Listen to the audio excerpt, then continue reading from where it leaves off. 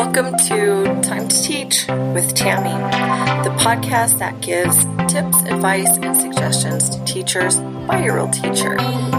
So sit back and enjoy. And oh yeah, don't forget to subscribe.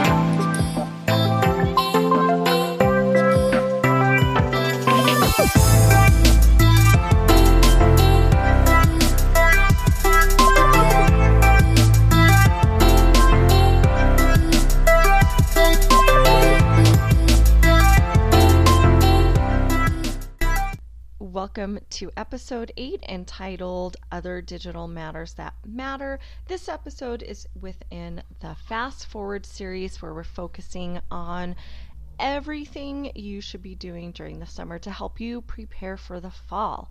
So, as the title suggests, everything that we will discuss today are going to be digital tasks and items to work on so that you are ready for the fall. And it's going to help you to just kind of lessen that busy workload that we inevitably always have in the fall time. Now, this is actually an extension from last week's episode 7. So if you have not listened to that, I do suggest that you go back and listen to it. You can do that at the end of this one, but it does kind of extend from last week's show.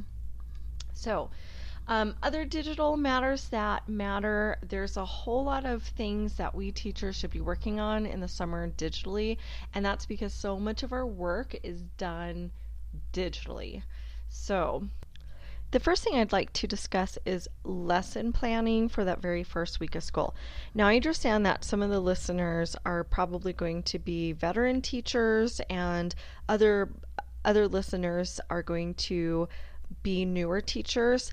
I think we all know that we need to plan. So even if you're used to planning and you have plans, it's really important that we put a schedule together for ourselves in the summer to start working on that plan.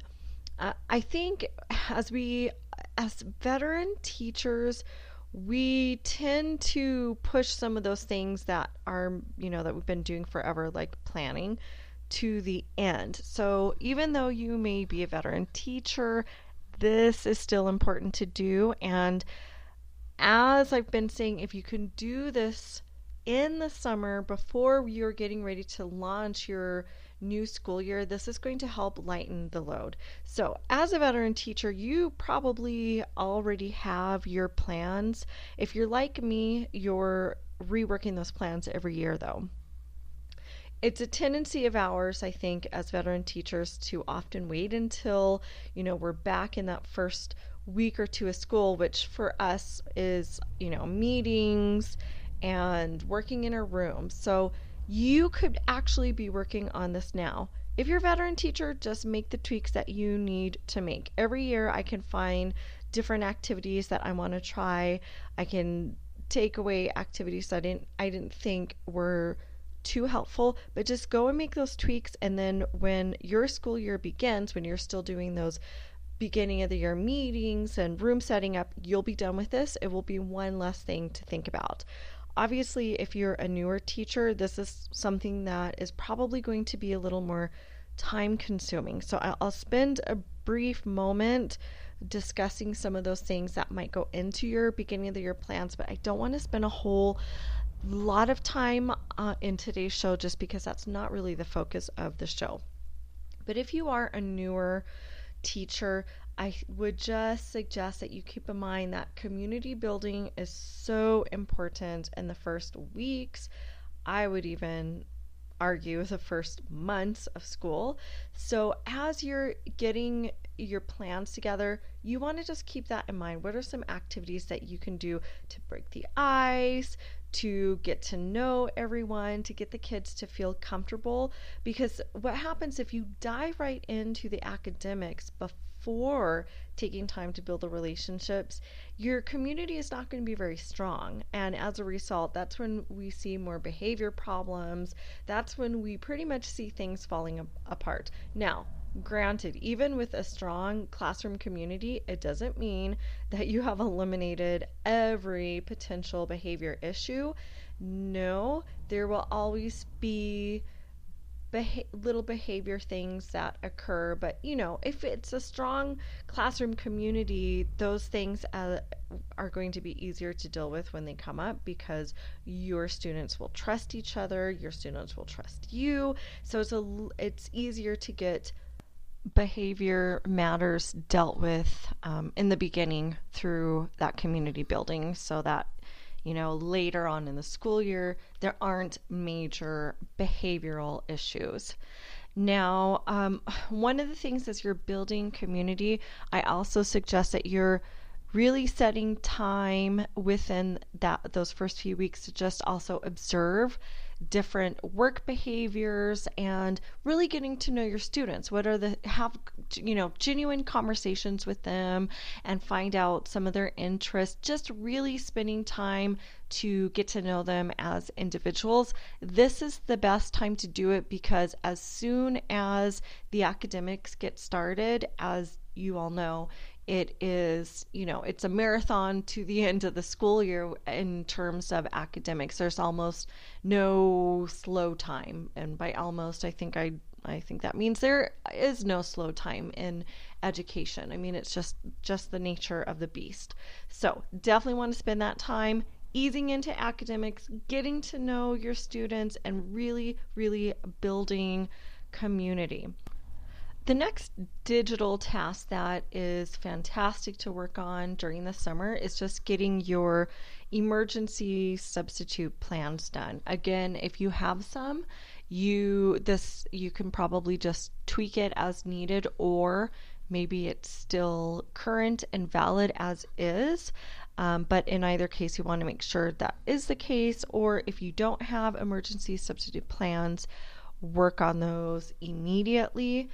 Again, this is just to save you time. It's going to be in your digital file, so that when you're suddenly sick and you can't get to school, you don't have to stress about typing out those plans when you're sick. So my recommendation is probably having 2 to 3 different emergency sub plans. This is just because, probably, I think 3 is a good number. I mean, I think I was sick once last school year.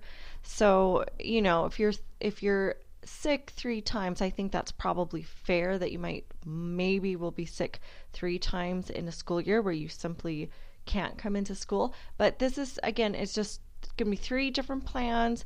Then it's ready to go. If you are sick and it's an unexpected absence, then it's done, it's easy, and it's going to make your life so much easier. The next digital item is policies and procedures. Again, if you're a veteran teacher, you probably have this pretty well figured out. And if you're a newer teacher, this is something that you're going to really want to spend a lot of time on, because what happens is there are things that happen in the classroom that as a new teacher you might not even anticipate. However, for veteran teachers, I always find that every year I'm tweaking some of my policies and procedures. So I encourage you to think back to your own policies and procedures. What is not working, or what is going to be new in your classroom that is going to require policies and procedures? I'll give you an example. Just within the last couple of years, we have brought iPads into the classroom. As great as that is to have as an educational source, it definitely took a lot of time in the beginning preparing, not just for how we were going to be using the iPads, but all of the logistics. Where are those iPads going to stay? How are those iPads going to be stored overnight? Who is responsible for the iPads? Now, I say who because being in a dual language school as I am, we have the English teachers, which I am an English teacher there, and then the Spanish teacher, and we share the classroom. So that was something that we had to figure out, who was actually going to be in charge of those iPads should something happen to it. And then, of course, teaching the students how we work with iPads, having some kind of system in which every student had equal access and got as much time with the iPads as everyone else. So those matters have to be thought of. So even if you're a veteran teacher, this still applies to you, especially if you're tweaking things that maybe didn't work out too well in the past, and maybe you have new things in your classroom. So what I suggest doing is making a list of everything that is going to require a policy and everything that is going to require procedure, typing that out and just getting a very clear idea of what that is. You know, everything is going to require some kind of procedure. For example, how are the kids expected to come in? Every year I have the problem of students not lining up at the door of my classroom, which was my initial intention. Clearly, the problem is me. If every single group every year does not line up nicely, and I see classes around me where their students actually line up at the door, I know I've not made it clear. I know that I've not shown my students exactly how to line up, and I pretty much have just accepted them. They're kind of a messy blob, although not too messy, outside the door.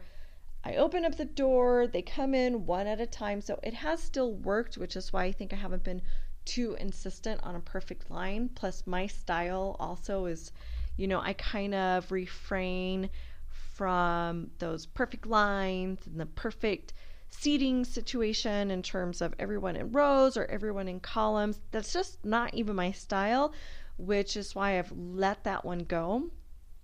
Something that I will be returning to, and I'm going into my 9th year of teaching, so I'm not a brand new teacher. In many ways, I always feel like I'm still a new teacher because I am always tweaking and learning new things and trying new things. So I'm not yet at my teaching career where I feel like, oh, I've got all the answers, and maybe I never will. And I don't really want to be, because I think that I can always learn new things.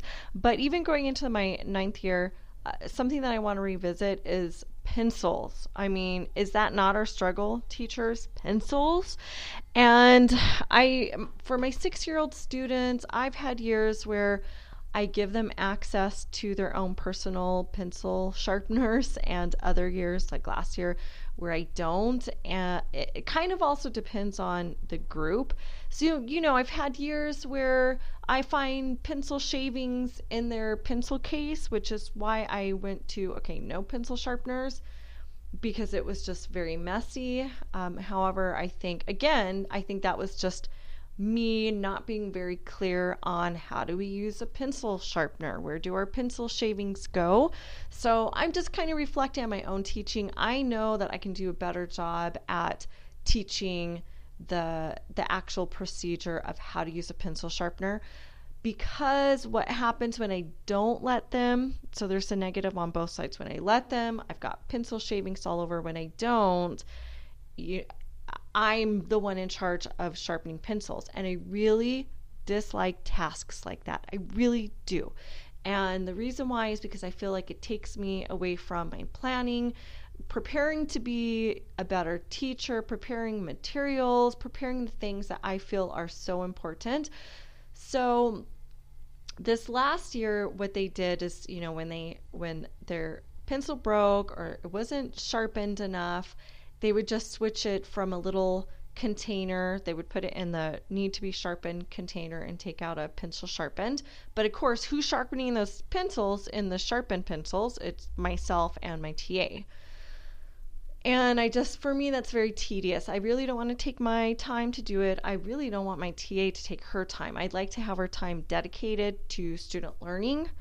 And that's my number one priority. So I'm thinking about going back to just letting them keep their pencil sharpeners, but from day one, I'm going to be very clear and show them that this is what it looks like. So that means that I've got to figure out what are appropriate times for them to go, how many can be at the trash can, because although I have an electric sharpener, unfortunately, this thing seems to heat up and then die. It's just not a great sharpener that I think they can do themselves. So they'll have to use their own individual sharpener. So I'll need special policies for that. So even if you're a veteran teacher, you got to go back and you got to think about those things that are not working in your class and make it work.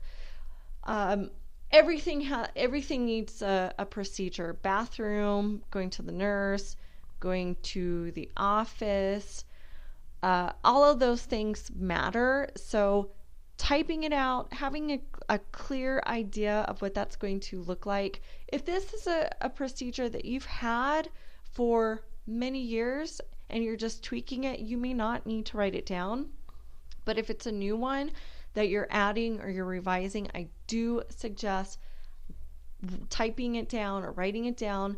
I know for me, this helps me to get a clear idea of how exactly is this going to play out, because what happens for me is I get going in the school year and I am all about making, I'm in the moment, I'm trying to teach, my focus is on the academics, and then when I get an issue like pencils coming up, I'm just, I don't even want to think about it, so I don't think about it, and I don't necessarily improve it at that time. So this is the time to tweak all of that and get all of those policies and procedures thought of and dealt with now. The next item on my list for you to do this summer is to take time to learn a new digital tool. And to be more specific, learn a new digital tool that's going to help you be more productive. There's so much out there, and this I think can sometimes be the frustrating part, is that there are so many apps, there are so many digital tools, and almost always there are new things being created and coming into existence that it's really hard to keep up on this. So hard to keep up on it. So taking time to kind of looking to see what's available that's going to help you be more productive and really learning how to do it. And I suggest finding one thing and learning it. Then after you do that, if you'd like to add on and learn another tool, then do that. But I think we overwhelm ourselves when we have multiple things that we're trying to learn at once, and then they kind of get muddied together and it starts feeling very overwhelming, and then we lose our motivation because of frustration. So I'll give you a couple of examples. I've already said that I'm a major Google fan. I do everything on Google, not just for school, but in my personal life. I like to use Google Docs, Google everything is what I do. And recently Google came out with Google Keep. Now, I've only just learned of it a few months ago, but boy, has it really helped me to be more productive. Now, in case you don't know, Google Keep is somewhat like a virtual sticky notes. And prior to using this, Google Chrome, when you go into Google Chrome, you can get lots of extensions and apps. And there are lots of productivity tools. So I used to use a virtual sticky note, but it was an extension, and what I find is when you have too many extensions, like me being a Google extension lover, it really slows down your computer and the performance.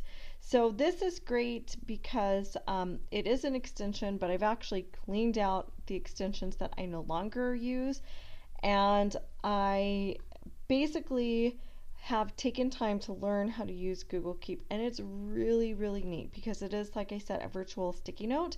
So you can add notes and you can add drawings within it. You can save links and pictures. It is such a fantastic tool to keep yourself organized. You can color code the sticky notes. One thing that kind of drives my TA crazy is I always use sticky notes to help me remember. So I'm hoping now that I have found this tool that I'm going to be able to use this without the actual paper sticky notes, and kudos because that is earth friendly. So we'll see how that goes.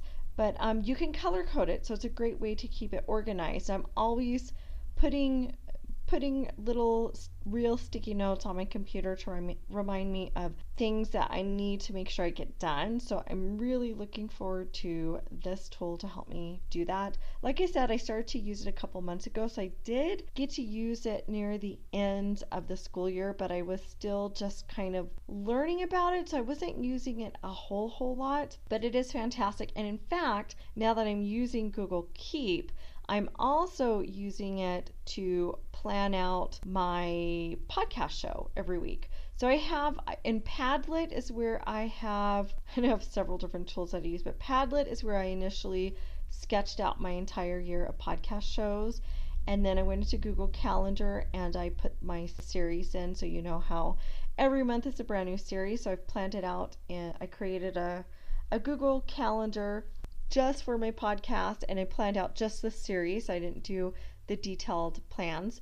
And then in Padlet is where I have the more detailed plans. And then now in Google Keep is where, now that I'm using Google Keep even more, I am planning all the details. Where when I'm researching, I'm keeping my notes on my research, I'm keeping links to what I'm finding, and it is such a fantastic tool. So that's one of the new things that I am learning this summer. So I would suggest find a tool that is going to help you to be more productive. And there's so many tools. I can't list them all, nor do I even know them all, but I suggest just going online and really getting to know what is out there. So there's actually a podcast that I just discovered that's called Google Tribe, something like that. I will find the actual name and I will add it to the show notes, but it is a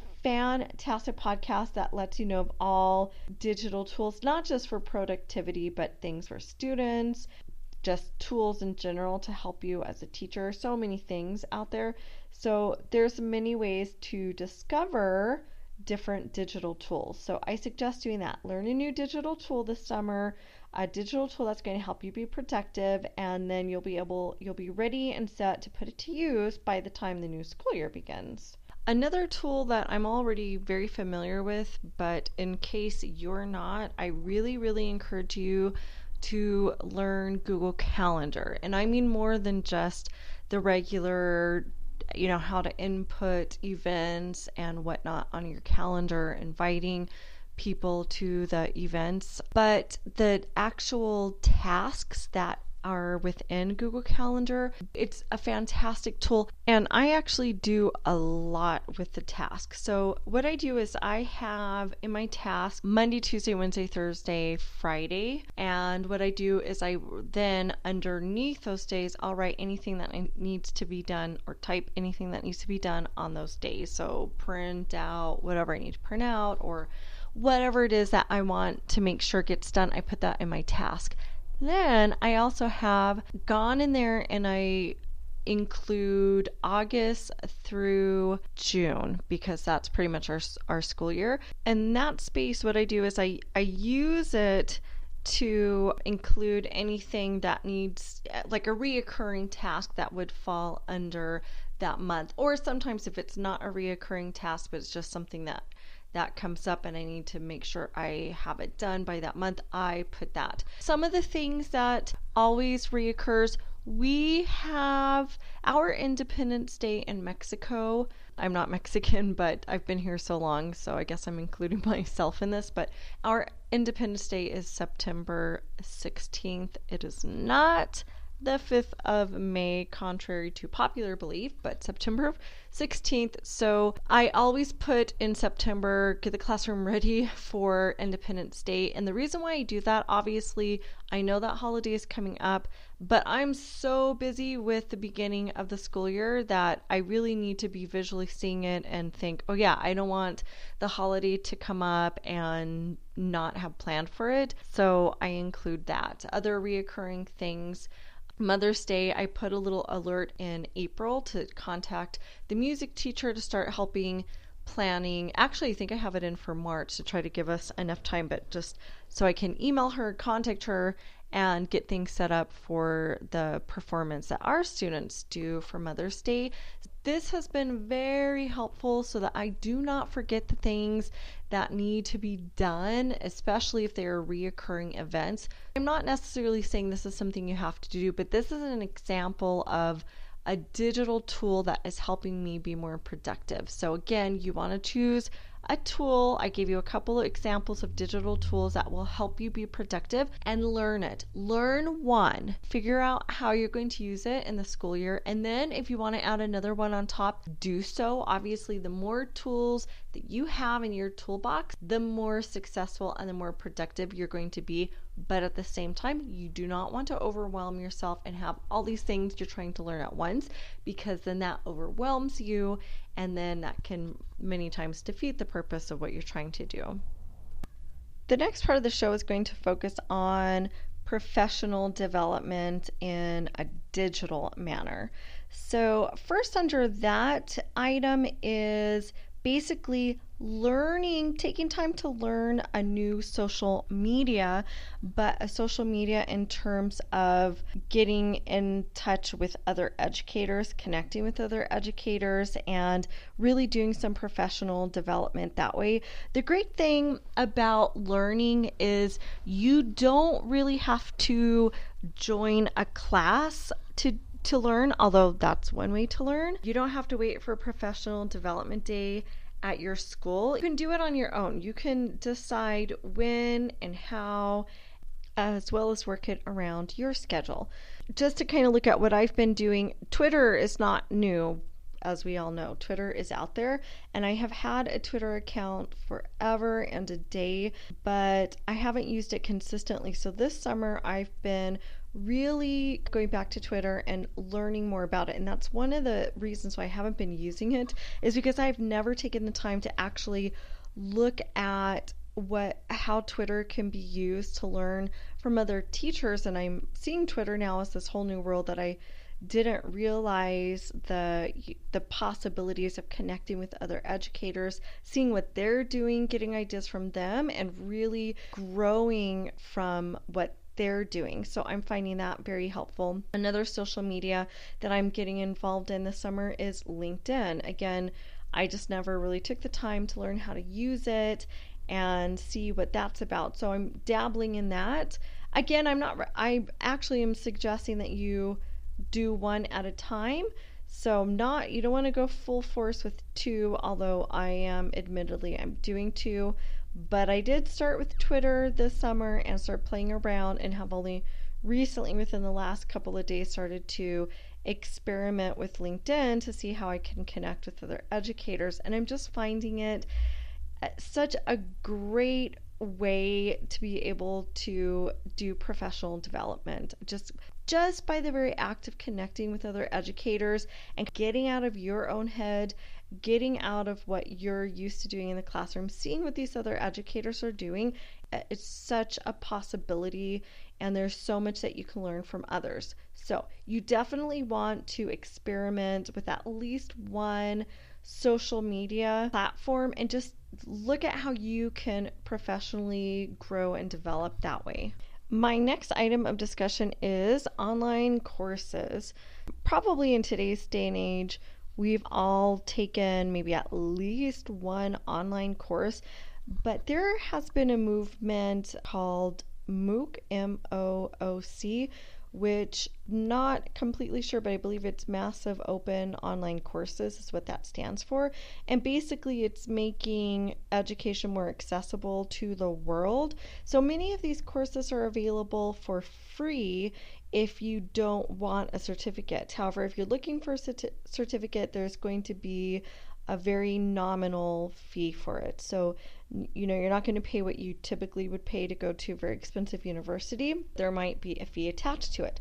I find this, as someone who has already gone through the university, obtained my educational degrees, that this is a way for me to just take what I want to take. And I love it because many of these courses, we're talking about courses of, from Berkeley, from Stanford, really good universities with high quality instruction. So you're going to get a lot out of it. So the summer is a great way. Now, of course, we want to professionally develop, but I also suggest taking it as an opportunity to develop in another area that might not actually be related to teaching. Now, how does this prepare me for the fall? I think it just prepares you and helps you become more rounded as a person. So if your area of interest is literature or writing, or maybe you just enjoy history, whatever it is that you enjoy, take a course this summer to help you, because it's going to help you to grow and develop as a person. And of course, everything that gets developed in terms of humanities is going to help you when you go into the classroom and you begin a new school year. Every time you're learning about something, you're going to take that with you in the classroom. It serves you even if it's indirectly related to your teaching. Perhaps you're interested in learning about data or systems or programming. I mean, this is a perfect way to develop those areas. And like I said, I have now taken several online courses. Most of them do relate to education, but several of them that I've taken has not related to education. They've related to other interests in my life that I just want to grow and develop. So doing that professionally and just for personal interest is such a great way to take advantage of the time you have this summer, because it does help you to grow as a person. So I highly recommend it. Coursera is what I typically go through, although there are other programs and formats that you can use to do your professional development online. Our very last item to talk about today is educational podcasts. So, if you're listening to this today, you probably are aware of this, but podcasts is just such a great way to get information. That's why I'm doing this podcast, because after listening to different podcasts for a couple of years, I have just realized the value of podcasts. And as a podcast listener, I appreciate this as a medium to consume mass information in a very quick way. I could be cooking dinner, I could be getting ready for work in the morning. So I'm able to multitask and learn different things. So I really love different podcasts where I can learn from. So I do suggest using podcasts as a way to professionally grow and develop.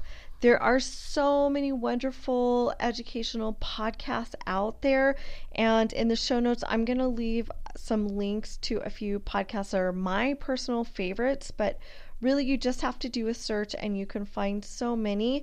And I would also, again, say you don't want to keep it just a professional growing, but personal growing too.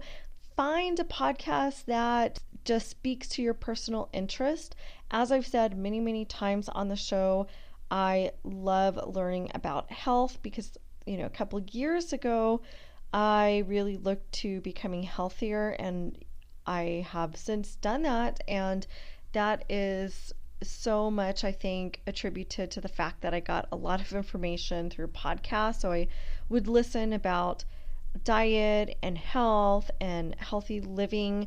And even though I never was really too much overweight, I definitely had weight to lose, and I needed to develop better health habits overall. I've been able to lose well over 30 pounds. I'm not even sure where it's at now. Today's the first day that I've hopped on the scale after many, many months, because once I kind of I went over my goal weight loss and kind of lost interest on the weight part. Obviously, if I were to gain weight, that would become a focus, but it hasn't been a focus. So finally jumped on the scale and saw that, I've lost another couple more pounds from the last time that I weighed myself. But it's just, podcasts are such a great way to learn more about what you're interested in. And I know for myself, I'm interested in growing professionally, but I'm interested in learning so many things about my personal interests.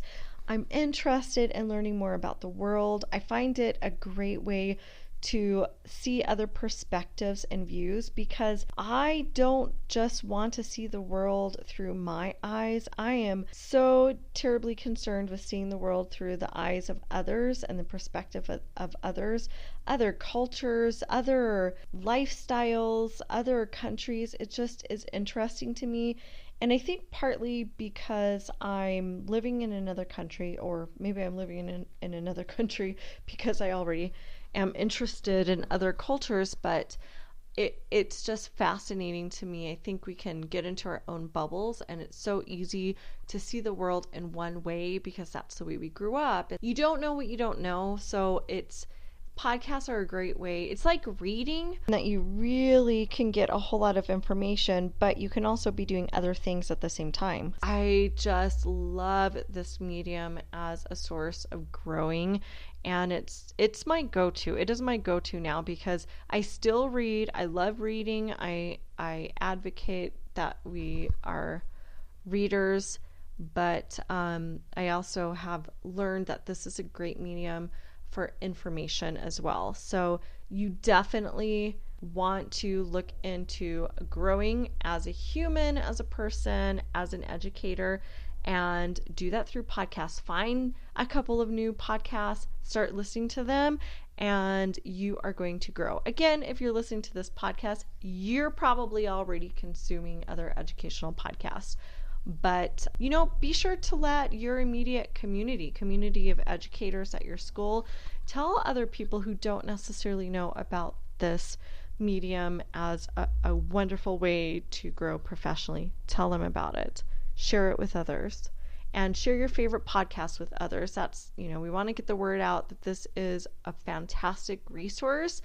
And I just see so much potential with it, and have recently learned that in the States, podcasts can actually be used to give professional credit to educators. I wasn't aware of that, and I think that's exciting. It makes me excited and helps me to see the potential of how that can be used in Mexico. With that, I'm going to conclude today's episode. So just remember, working on those digital matters and getting to those digital tasks are going to help you, so that when the fall comes, you will have so much already completed and done that is really going to lighten your workload come the new year when it's very busy, the new school year. That's it for now, but I'll see you next week for episode 9, Digital Tools and Resources at Your Doorstep. I'll see you then. Wait a minute.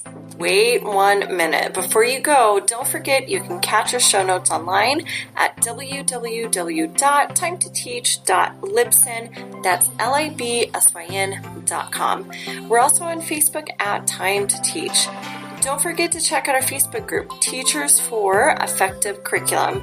And if you're an educator with your own podcast show, I invite you to join our brand new Facebook group, Teachers Who Podcast.